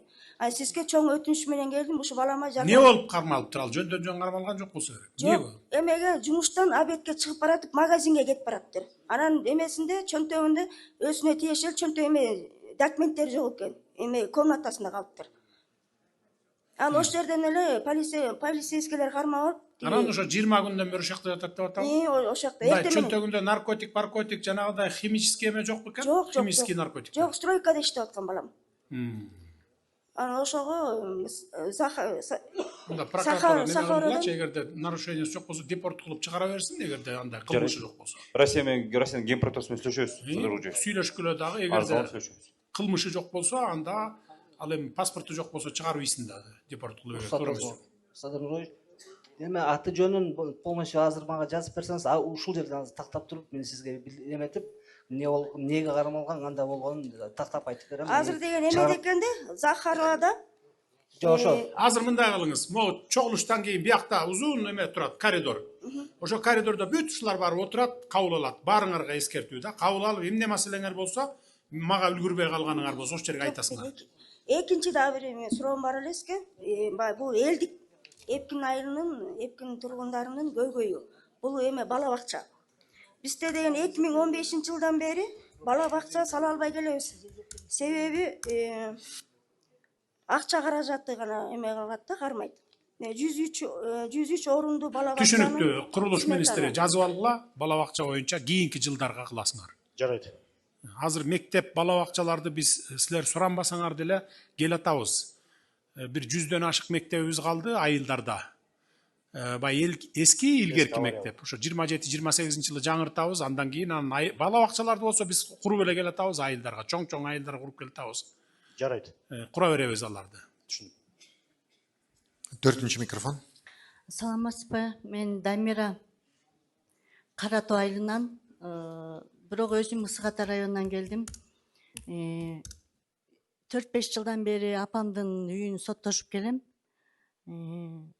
Соттор туура эмес чечим чыгарып, убара кылып, могу Сатым Кулуул Абазбек ооз-2 бүтүмдүү жарактуу деп таап берип коюп, чечим чыгарып берди да. Биз нарынга апелляция жазып, нар мага чечип берди. Алар кайра жогоркуга жазды, жогорку мага чечип берди. Бул жагы бүттү, Кудайга шүгүр. Анан эми ошо бияктын соту Сарыбаев Өмүрбек Рускулович, мен мураскер болгом апамдан кийин. Ошо мураскерлик күбөлүгүмдү жокко чыгарып койду. 11-inde сизди келет деп, мен келген болчумун Ысык Ата районунан бери. Анан 11-inde сизди келет деп, 3 күн, 5 күн аралыгынын ичинде эле, онунда менин көөлүгүмдү жокко чыгарып койду, мурас көөлүгүмдү. Эжекеме нарындын чечими чыккандан эжекеме дарштене кылган, белекке берген. Аны да жокко чыгарып салды. Эми мен кайра апелляция жазып, кайра ушу убара 4-5 жылдан бери убара болуп жүрөм да. Булар бир креслого бек отуруп алып эле, мо 4-2 сотчу. Мен 4-5 жылдан бери соттошуп келдим, 4-5 жылдан бери бек отуруп алып эле ушу май чордонун үстүндө бир ротация болобу, мо элдер деле мага кошулат болуш керек. Бир биякта коррупция толтура да, кызыкчылык толтура. Сиз ким менен үй талашып келатасыз? Эжеңиз мененби, бир тууган жегим? Жок, ошо үйдө эки жагын карап беребиз деп сураганда, эки жагын карап берип туралы деп. Мен апамдын оорусуна байланыштуу 94-жылы чүйгө көчүрүп кеткем апамды. 2007 жылы 2005 жылы апрелде сатып алганбыз деп сотко жазып атышат. 2005 жылы апрелде сатып алдык деп атат. 2005 жылы марттын 11-inde апам инсульт болуп, сол капталынан кыймылдабай, мээсине кан куюлуп. Жок, азыр токтоңузчу. Сиз азыр Нарын областтыкта мага чечти, анан Верховныйда мага чечти, анан кайра келип азыр кайра эле ошол иш боюнча эле соттошуп атасызбы? Жок, соттошкон жокмун. Ал жагы бүттү. Чечим токтом бүт баары чыгып атат, 5-7 күндөн кийин чыгып келет да. Азыр мен ошол жогорку сотко чейин токтотуп берип туруңуз деп Сарыбаевтан сурансак, сот сизди 11-inde келет деп, онун да чечим менин көөлүктөрүмдү жокко чыгарып салып атпайбы? Мурас көөлүгүмдү, эжекеме белекке берген келишимдердин баарын жокко чыгарып салып атат. Жогорку соттун төрагасынын орун басары Камчыбеков, сиз жыйындан кийин мага жолуксаңыз, эми Сарыбаевдин чечими акыркы эмес да. Ага даттануу укугуңуз бар. Сизге кирген билесизби? Билем, мен жазып алганмын. Ушул жыйындан кийин азыр коридордон кийин чыгып жолугуңуз, соттор карагыла. Бир иш боюнча кайра чечим чыгарып, элдин мазасын албагыла да. Анан эми ротация деген болобу? Көчөгүн 13 сотту кабыл алып туруп өткөрдүм. Дайыма айтып атам, мындай кылбагыла деп. өзүңөрдүн эле башыңарды оорутпай бүтүндөй тиги элдин башын менин башым кошо оорутуп атпайсыңар. Туура эмес чечимдерди кайра башкача чечим чыгарып. Бир чечим чыгаргыла, адилеттүү кылгыла, точканы койгула, болду. Андан кийин кайра карабагыла, кайра. Садыр Нуркожоевич, ротация деген болобу? 4 жылдан бери отурушат. Бул соттор элдин баарын кыйнап бүтүштү. Аны кылабыз, карап көргүлө. Сатыркулуулар Абазбек менен Сарыбаев. Сунуш бергиле, давайте. Сунуштарды бергиле. Канча жылдан бери отурат, карап көргүлө. Бирок булар деле жакында эле келсе керек. Биз 20 канчанчы жылы кылдык элек? 22-23 жылдары кылбадык белек ротацияны. Карап көргүлө. Биринчи микрофон. Саламатсызбы, урматтуу Садыр Нуркожоевич. Менин атым Шейшенбек, Кумдөө айыл өкмөтүнөн. Менин сизге айтайын деген бир 3-4 ой пикир сунушум бар. Ошону кабыл алып коесуз деп сизден суранам. Биринчи айтайын деген оюм. Жогорудагы жолдоштор айтып кеткендей, Кумдөө айыл өкмөтү ушул эсир мезгилинен бери эле ошол айыл өкмөт, айыл аймактын борбору болуп келген. Ошол айыл өкмөттүн борборунда центральный жол, тротуар курулу элек. 26 миллион сом акча бөлүнгөн. Ошол ишке ашса, маданияттын очогу айылдан башталат деп, ошол айыл өкмөттөгү тротуар, айыл өкмөттөгү башка маданият иштери жолго коюлат эле. Буга ишеним катары айтып кетет элем. Турдакын Усвалиевич, Усвалиев эң биринчи эмгек жолун ошо Кумдөө айыл өкмөтүнүн аймагында мугалимдик кесиптен баштап бүгүнкү күнгө чейин элдин атасы болуп келатат. Ошон үчүн ошол Кумдөө айыл өкмөтүнө детсад маселеси жетишпей келатат. Төрткүл айылында 200дөн ашык бала. Түшүнүктүү мына. Детсад менен мектепте биз айтпасаңар да салабыз. Жетебиз силердин айылга да. Кочкор айылы, атым Гүлбар. Кочкор айылынын центринде, Вещевой базардын катарында бизге тиешелүү болгон, апабызга 96-жылы чыккан 100 квадрат метр жер болгон. Бирок ал жерде кийин Гүлбар атым. Кийин ал жерди базарком, ошо Буюм базарынын базаркому, ошол кездеги айыл өкмөт Эркинбек Жумакадыров ал жерибизди алып, бизге 36 квадрат метр жер берген. Ошол 96-жылы чыккан 23-чү токтомду эле кайра ошол айыл өкмөт эле өзү эле жокко чыгарып, 36-чечимди, анан анын негизинде 36 квадрат метр жер берген. Ошол кезде бул токтомду, чечимди бир гана сот жокко чыгарыш керек экен, биз аны жакында эле билдик. Анан эми азыр ошол 36 метр квадрат жерибиз сиздин 109-чу жарлыгыңызга ылайык кызыл красный линияга түшүп калыптыр да. Биздин үстүбүздөн базарком мыйзамсыз 10 киловаттык линияны тартып өткөн. Биз ушуга кезге чейин ошол линиянын астына азыр иштеп келебиз, өмүрүбүздү тобокерге салып. Бирок ошол эми азыр буюрса, мына былтырдан бери ошол бир линия алынганга бир үмүт болуп, линия алынат деген маалыматтар келген бизге. Биз ошого ыраазы болуп турабыз, бирок анын артында дагы эгер линия алынса, биз артка дагы жылышыбыз керек болот, 5 метр. Ошондо биздин 36 квадрат метр жерибиз болсо, анын 20 квадрат метри уже красный менен жокко чыгып калып атат. Анан ошондо бизде 16 квадрат метр жер калып атат. Биз базаркомдун баласына баягы мындай тынчтык жолу менен бизге ошол жерди, ошол квадрат метр жерди кайтарып бергиле, биз эч жака барбай эле коелу, баягы тынчтык жолу менен эч жака убара болбой эле баягы чечип алалы десек, жок дейт, ал 1 метр жер бере албайм дейт. Ошон үчүн биз эми дальше эмне кыларыбызды билбей атабыз. Биз сотко арыз кайрыдык, Кочкор райондукка. Биздин сотубузду кайтарып койду, адвокат жалдагыла депчи. Адвокаттар аябай кымбат сурап атышат. Анан эми мен сизден өтүнөрүм, ошо биздин мурунку апабызга тийген 100 квадрат метр жерди ошол базаркомдон бизге кайтарып берүүбүздү. Сиздин жанагы чыгарган мыйзамыңыз биринчи токтом кимдин намында болсо ошол күчүндө калсын деген нерсеге биз аябай эме кылып атабыз да, ишенип атабыз.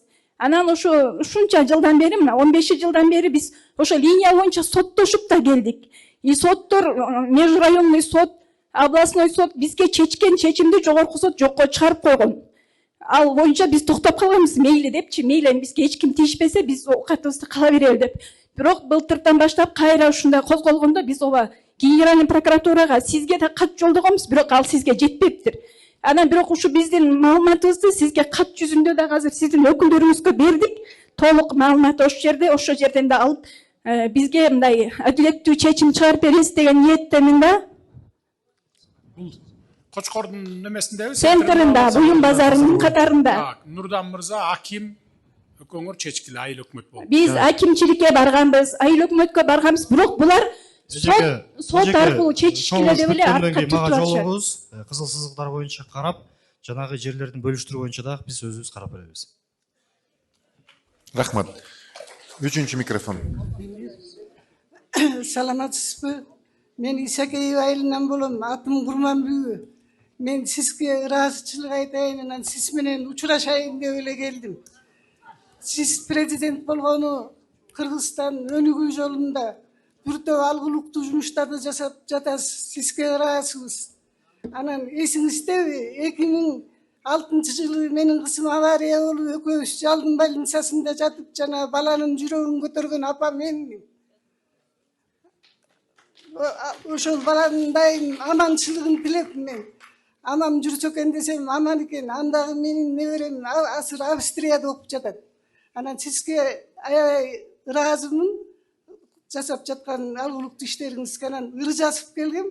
Азыр өкүнүп калдым. Тияка өткөргүлө дегенден тияка өткөрүп койдум. Сизге Рахмат. Рахмат. Окуп коем мен анан барганда. Макул. Рахмат. Чоң рахмат. Аман болуңуз.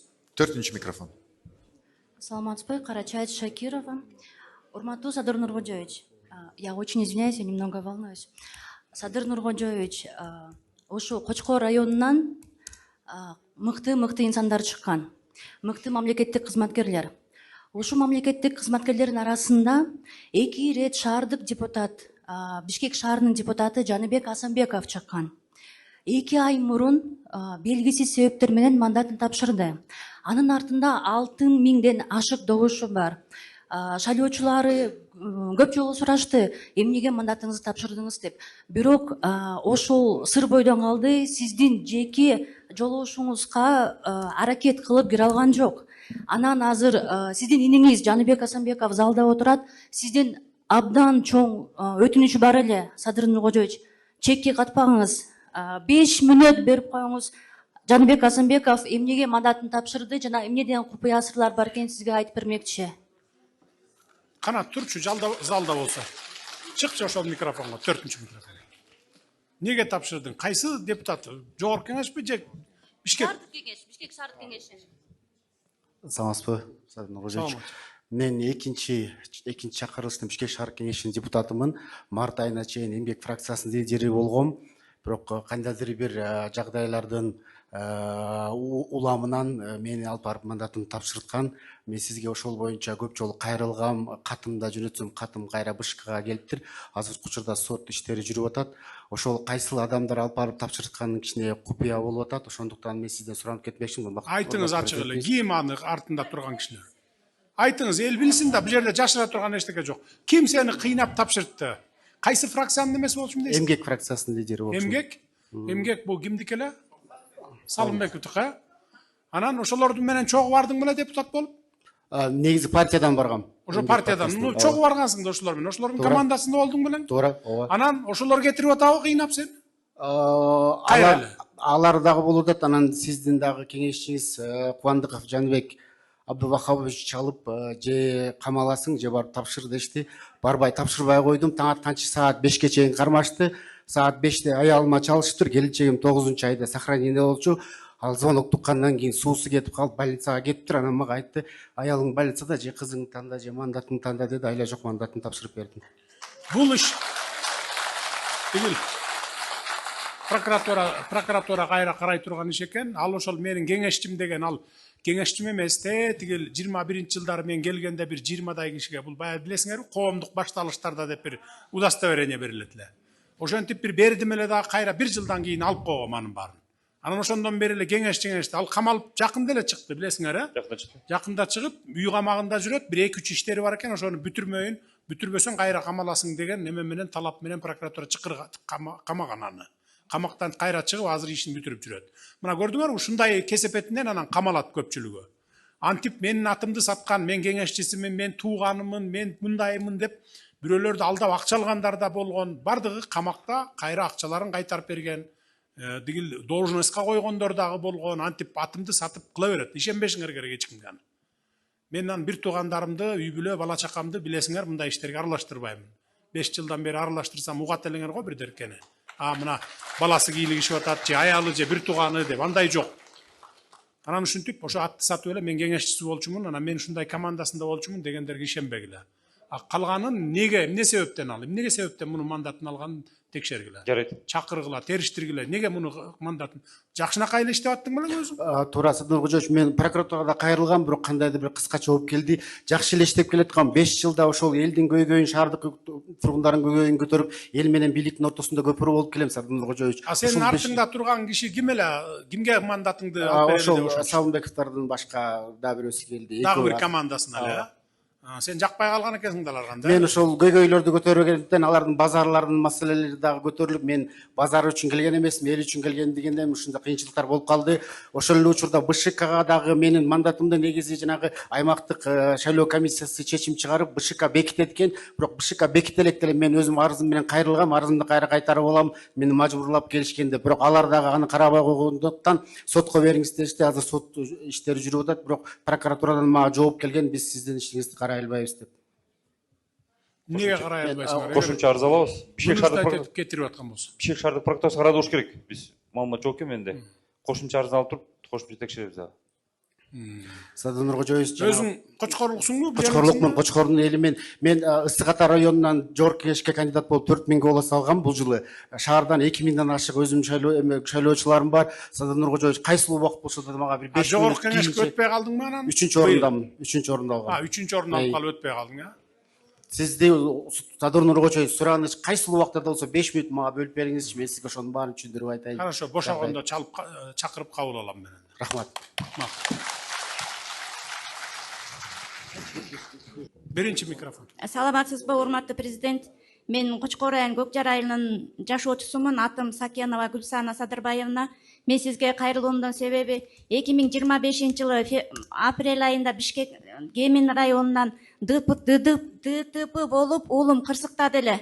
Ошол эки ДТП болуп уулум кырсыктагандан кийин сот процесси ушул күнгө чейин соттордун жана адвокаттын шалакылыгынан 1 жыл 3 ай болду. Ошол эки биздин ДТПнын иш материалдарын баары Бишкек шаарынын чүй сотуна жөнөтүлдү эле. Чүй сотундагы чүй соттору биздин ишибизди карабастан улам артка тартып жылдырып келүүдө бүгүнкү күнгө чейин 1 жыл 3 ай болду. Менин уулум убагында кырсык болгон кезде башынан оор операция болду эле. Кайра экинчи операция болушу керек. Ушул иш материалым бүтпөгөндүктөн баламдын операциясы кармалып жатат. Сизден суранарым ошол эки ишимди тездетип, сотторду мындай өзүңүздүн эмеңиз менен эртелетип берип кое аласызбы деп суранып атам сизден. Түшүнүктүү. Мен сизди күтөм. Ушул жыйындан кийин мен кабыл алам. Маселеңизди чечип беребиз. Рахмат. Экинчи микрофон. Урматтуу президент, мен Касымбекова Толкун, Кумдөбө айылы, Каратоо айылынын Береке көчөсү 36 үйүндө 2005-тен бери жашап келем. Атым Касымбекова Толкун. Ушул эми эле төмөндө айтылып кеткен Дамиреji соттон жогорку сотко чейин жеңдик. Анан азыр үй талашта болуп атат деген үй биз ушу 2005-тен бери биз жашап келебиз да. Ооз эки келишим менен ортодо эме болгон эмес. Азыркы учурда 4 балам менен жесир жалгыз баланы 4 баланы жалгыз тарбиялап келем. Анан ушу күйөөм 2005-жылы ушу 5 жылдан бери ушу соттун иши менен жүрүп каза болуп калды былтыр 25 апрелде.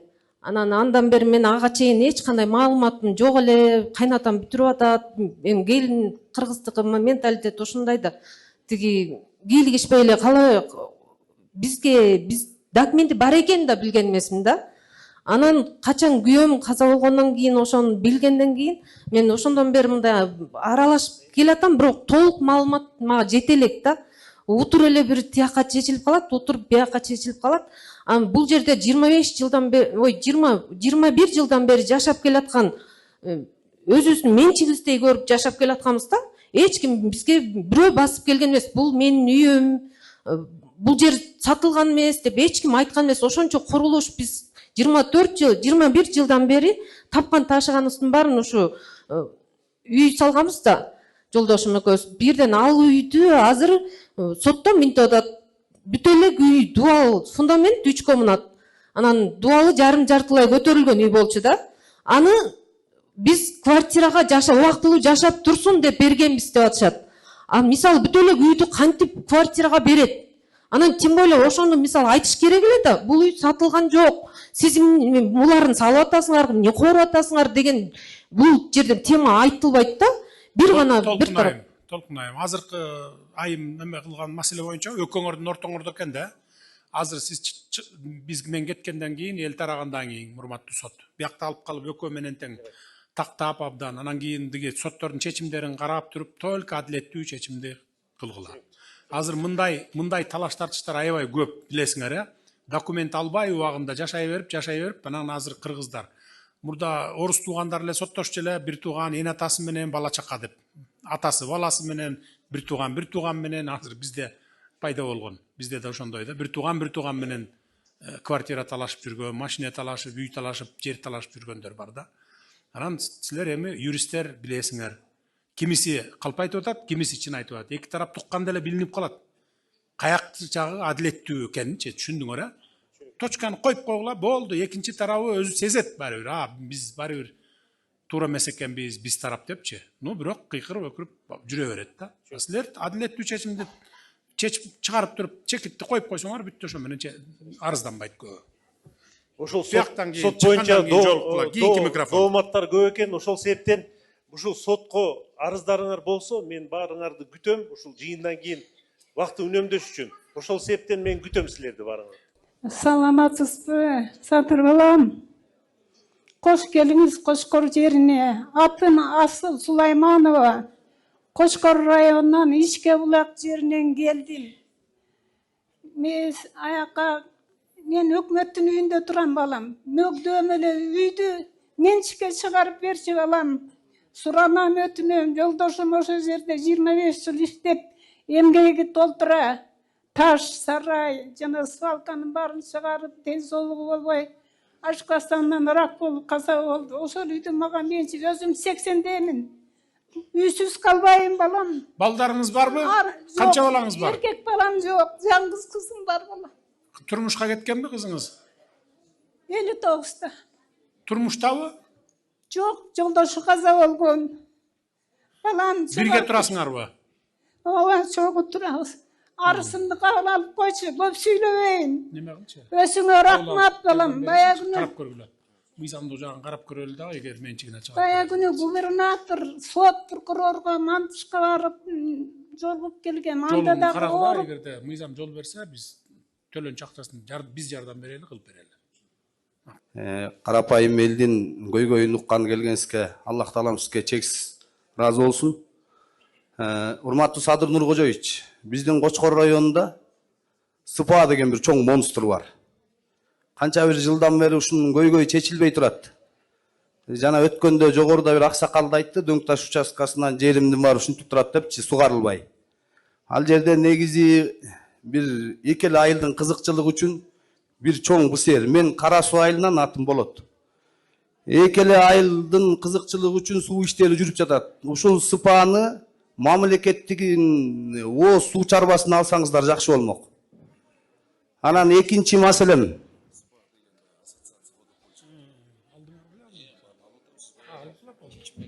Азыркы жана кызыл красный линия боюнча элет жеринде Сайыз убагында курулган 57-80 жылдарга чейин курулган үйлөр дагы ушул красный линияга илинип калыптыр. Анан эми айыл жердин азыркы картадагы чийим боюнча көрсөк 18-тен 22 метрге чейин экен жолдун көлөмү. Ушуну жалпы ошол айыл кыштактарда турган элге чогулуш жыйын кылып эле элдин өзүнүн макулдугу менен канчалык деңгээлде жолго туура келеш шарттар ошол боюнча эле каралса жакшы болмок. Азыркы учурда турак жай курмак турсун чындай келгенде казан асып тамак бышыргыдай кемеге курганга шарты жок турганда канчалаган үйлөр бузулуп кетүү коркунучунда турат, урматтуу Садыр Нуркожоевич.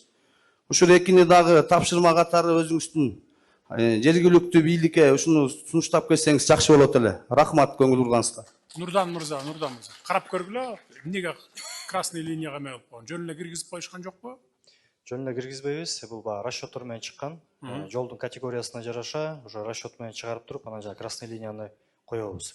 Бирок көп учурларда жол салынганда ошо үйлөргө тийбегенге аракет кылып, ошо үйлөрдөн кайра жылдырып атабыз. Негизи жашоо баягы үйлөрдү бузбаш үчүн. Канча үй деп атат ошондо, канча үй? Кызыл сызыкка канча үй? Канча үй? Кызыл сызыкка негизи мен эми жалпы элдин көйгөйүн айттым, бирок өзүм боюнча айтсам, биз 87-жылы бир аяк жол ачып элге. Андан кийин кайра 5 метр жол ачып бергенбиз, бирок 4 тарабынан кесилгенде бизге тиешелүү жердин бир талай жолго чыгып кеткен турат. Мындай окуп Садыр Нуркожоевич. Негизи баягы жолдор мурун кичекей жолдор болчу. Анан жолдорду чоңойткондо ошо категориясына жараша 2 тилкелүү жана 4 тилкелүү болуп ошо категория менен кетип атат. Мисал катары айтып кетсек, ошо айыл ичиндеги жолдор бул 2 тилкелүү жол болуп, ошонун негизинде жана охранный зонасы жана тротуарларда ошо тургузганга мүмкүнчүлүктөр ачып атабыз. Бирок үйлөргө тийбегенге аракетин көрүп атабыз.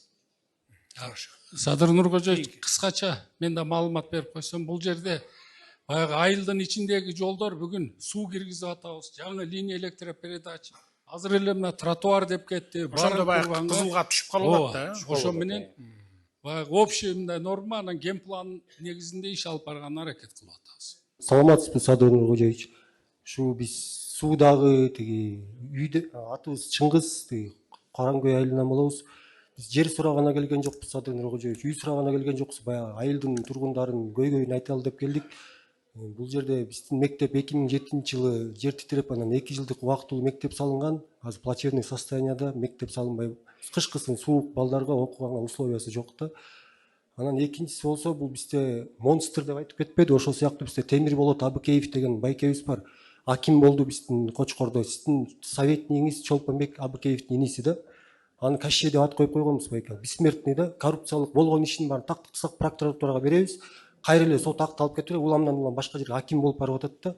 Ошол кезде айыл аймактарды өнүктүрүү жылы болуп 20-30 миллионго чейин акча бөлүнгөн. Ошолордун почти 80% бейин бир 70%-ин жеп кетишти да. Ачык азыркы себестоимость менен көпүрөлөр салынды, 14 миллион сом экен да. Так эле ошондой көпүрөнү Токтогул районунда салыныптыр. 6 миллион сом десе ошону кымбаттап чыгылып атышат да. Биздики 2015-2014-жылдар болчу 16 миллион сомго салынган. Айылдын конторунун крышасын алмаштырганга 3 миллион сом берип, капиталын алмаштырыш керек экен. Шипырын сыйрып туруп эле кайра арзан жана калай темирди үстүнө бекитип туруп эле эчтеке балка рейкаларын алмаштырып, ошо менен сметаны жаап кетишкен да. 3 миллион сомду жеп кетишкен. Ошол эле отоплениясы садиктерге бөлүндү, бүт жеп кетти. Эбегейсиз байды да эч ким алып, чын эч ким иш козгобойт экен. Козгосо эле Акылбек Жапаровдун байкесинин өкүлү баласы экен, бүттү тыптынч аппак эле суудан кургак чыгып кетет да, Садыр Нуркожоевич. Ошого бир өзүңүз бир көзөмөл болуп карап берсеңиз. Курулуш министри Нурдан мырза кабыл алып турбайбыз. Бүт доводдорун прокурор экөөң алгыла да текшерип келелечи. Жарайт. Бүт айтып атканы чынбы же мындай бир үстүртөн эле айтып атабы, карап мага точный информацияны алып келе мага. Жарайт. Все жарайт. Üçüncü mikrofon. Саламатсызбы, Садыр Нуркожоевич. Мен сизден турак үй салууга 5-6 соток жер сурап келдим эле. Жалгыз боймун, жолдошум каза болуп калган. Исакеев айылынын тургунумун. Айылдагы 89-жылкы балдар 20 жылдык беришмек, ошолор үй салып берели деп атышат. Жер жок болуп атат. Жер болсо эле ошо быйыл башташыбыз керек деп атышат. Ошого сизден турак жай курууга бир 5-6 соток жер айылдын ичинен карап бериңизди сурайын. Бул саясатты мен көп эле жерден айтып келатам, билесиздер. Мындай туура карай эмес, бийиктикке кетели деп. Биз азыр райцентрларга келдик, жеттик, мына айылдарга чейин жетебиз. 3 кабатпы, 5 кабатпы, бийик кабатка кетели. Азыр жерди бере берсек 5-10 жылдан кийин бүгүнкүдөн да чоң проблема пайда болот. Дагы өсөт. Бала чакка төрөлөт, кыздарыбыз төрөлөт дегендей. Түшүнүп эле турасыңар да, жер жок. Жер аябай тарып баратат. Биздин жалпы республиканы алганда 94% жерибизди территориясын тоолор ээлейт. 6% гана биз түз жерде жашайбыз. Ошонун ичинде ушул мына райондун борборлору бар, облус, Бишкек шаары менен Ош шаары да турат бүт баары. Түз жерлерде. Анан кийин өзүбүз жанагындай продукция менен камсыз кыла албайбыз. Буудай менен 60%-ын тыштан сатып келебиз. Май, чай, сахар дегендичи. Ошон үчүн колдон келишинче экономдойлу. Эми айылда турат экенсиздер, эми айылга эмдиги жылы, аркы жылдары уже жетебиз. Сиз мисалы 1 гектар жер бар дейли, айылда, мисалы ушул район борборунда мына 1 гектар жер бар дейли. А бул жерде бир 5000 адам силер кезекте турасыңар, жаш балдар, кыздар, үй салам мага жер бер деп. Биз ошо 1 гектар жерге ошол 4000-5000 адамды жайгаштырганга мүмкүнчүлүгүбүз болот. А эгерде мындай жер там салып салганга берип салсак, бир 100 адам, 50 адам, 100 адам барып салып аласыңар ошол жерге. Анан 10-15 жылдан кийин, 30 жылдан кийин мындан да бүгүнкүдөн да катуу проблема пайда болот. Келечек муунга дагы. Ошон үчүн биз болушунча жерлерибизди сактайлы. Эми урматтуу Кочкорлук туугандар, уруксат берсеңиздер, мен барайын. Калган ким үлгүрбөй калган болсо айтасыңар, мына министрлердин баары калат. Азыр токтоп тургула. Угуп тургула. Министрлердин баары калат. Биякта прием кылчу жери бар. Арыз муңдардын бардыгын бергиле, мага сөзсүз жетет. Сөзсүз эле менин эмесиме. Ошон үчүн эми кийинкиде мындан кийин жылына 2 жолу жаз, күз жергиликтүү бийлик, менин өкүлүм, облустагы өкүлүм, облустагы жетекчилер, райондогу жетекчилер, айыл өкмөттөр болуп, жылына 2 жолу ушундай чогулуштарды кылат. Проблемаларыңарды ушу жерден ордунда чечип турат. Эгерде булар чече албаганды болсо, мага жиберет, мен чечип берип турам. Жылына ошо 2 жолу. Көрүшкөнчө саламатта болуңуз.